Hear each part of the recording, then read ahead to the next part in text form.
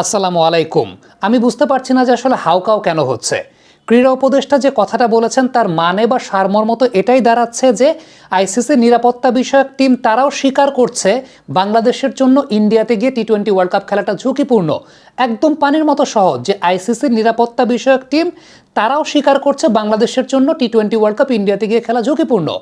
Asif Nazrul sir যে কথাটা বলেছেন সেটা হচ্ছে আইসিসি নিরাপত্তা বিষয়ক টিম চিঠি দিয়েছে, তিনটা বিষয় যদি ঘটে, মোস্তাফিজ বাংলাদেশ টিমে থাকে, ইলেকশনটা যত সন্নিকটে চলে আসবে এবং বাংলাদেশের দর্শকরা বাংলাদেশের জার্সি পরে যদি ইন্ডিয়ার রাস্তায় ঘোরাঘুরি করে, তাহলে বাংলাদেশ টিমের ইন্ডিয়াতে গিয়ে টি-20 ওয়ার্ল্ড কাপ খেলাটা ঝুঁকিপূর্ণ। ভাই, আমরাও তো সেই কথাটাই বলছিলাম। এই কারণেই তো আমরা বলেছি যে আমরা ইন্ডিয়াতে গিয়ে খেলতে চাই না, আমরা শ্রীলঙ্কাতে খেলতে চাই।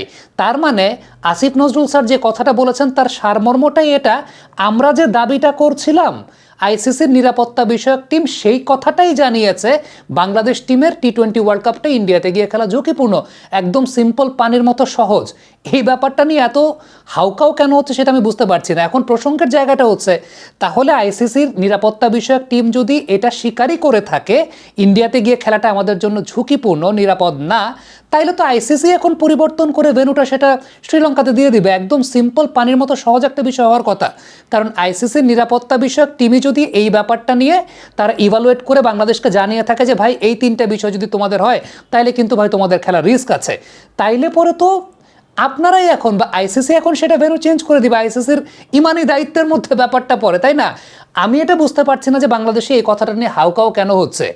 আমরা যেটা বলেছিলাম বা আমরা যেটা চেয়েছিলাম যে আমরা ইন্ডিয়াতে গিয়ে খেলতে চাই না, আইসিসির নিরাপত্তা বিষয়ক টিম তো সেই কথাটাই বলছে যে ভাই ইন্ডিয়াতে গিয়ে খেললে ঝুঁকি আছে।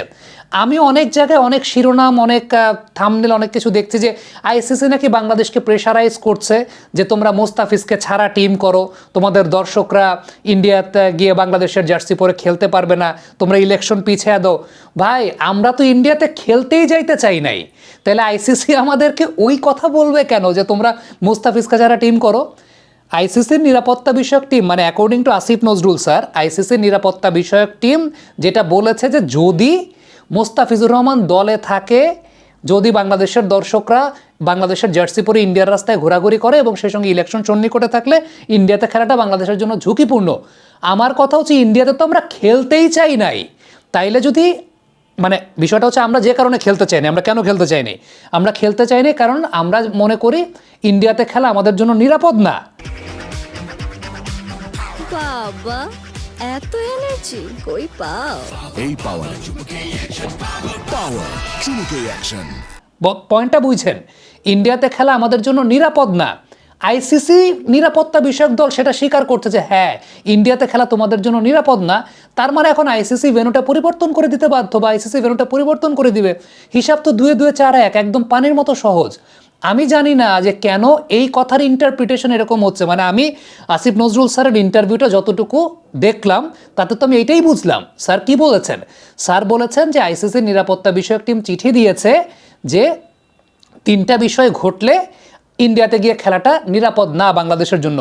তো আলটিমেটলি তো ইন্ডিয়া তো নিরাপদ না, তো আমরা আগেই তো জানিয়ে দিয়েছে যে ভাই আমরা ইন্ডিয়া নিরাপদ না, আমরা খেলতে চাই না। তার মানে আইসিসি যখন এই চিঠিটা পাঠিয়েছে, আসিফ নজরুল স্যারের কথাটার মানে হচ্ছে আইসিসি আমাদের সাথে সহমত পোষণ করেছে।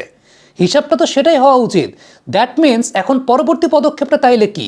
তাইলে তো যদি আইসিসি যদি সত্যিকারের অর্থে, মানে আমি আবারও বলছি, যদি আসিফ নজরুল স্যারের এই স্টেটমেন্ট, এই কথা যদি সঠিক হয়ে থাকে, দ্যাট মিনস এখন তো আইসিসিরই দায়িত্ব তাহলে ভেন্যু চেঞ্জ করে দেওয়া। কারণ তারা নিজেরাই স্বীকার করছে যে বাংলাদেশ যদি ইন্ডিয়াতে গিয়ে খেলে টি-20 ওয়ার্ল্ড কাপ, সেটা 3টা কারণ হোক, 5টা কারণ হোক, 6টা কারণ হোক, ধরেন শুধু মোস্তাফিজুর রহমান না, ধরে বললো যে তানজিদ তামিম দলে থাকলেও বাংলাদেশের জন্য ইন্ডিয়া ঝুঁকিপূর্ণ।